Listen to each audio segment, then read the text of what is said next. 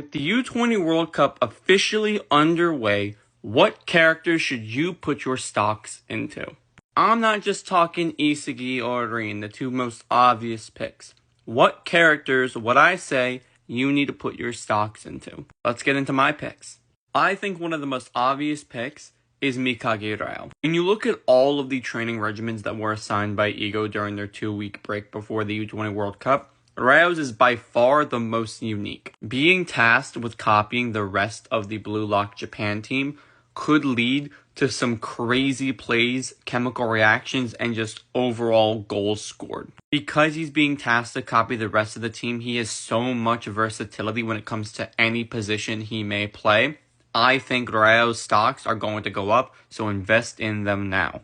Also, I just hit 20K over on the YouTube, so if you want to see some long-form content that's higher quality than just this, go check me out and let's try and get to 25K. Next character I'm putting my stocks into is Alexis Ness. With his awakening and his drive pass that led Bastovich to victory with Isagi's goal, and his new ego of wanting to cast a spell on Kaiser's broken soul, I feel like the Ness stocks should, get a good hit, so I think invest them now. Considering Kaiser has a restrictive type of ego and Ness wants to cast a spell on his broken soul, he would have to force Kaiser into that zero state mindset and force him into restriction, and I'm very curious as to how Ness would be able to accomplish that. Maybe we'll see him score a goal for himself, I don't know, but Ness stocks, invest in them now, guys. And the last character that I'm going to talk about for this video that I think whose stocks you should invest in is Don Lorenzo. Out of any of the new Generation 11, we know the least about Lorenzo. He only has one game of content, and that game was from the new Egoist League. Sure, Sai has only one game of content, right? But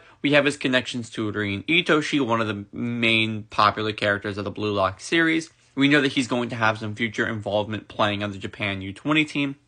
Lorenzo, we don't have much about him. During the NEL, he was not playing up to what I believe would be his maximum potential. So going into the U20 World Cup, potentially in a game against Italy, Lorenzo, he's going to show him what's what. Maybe there will be a matchup between Baro and Lorenzo. I would love that. But yeah, I say invest your stocks in Goldtooth now because just like his teeth, they're going up. If you want me to make another video talking about characters who I think you should invest in or take your stocks out of even, let me know.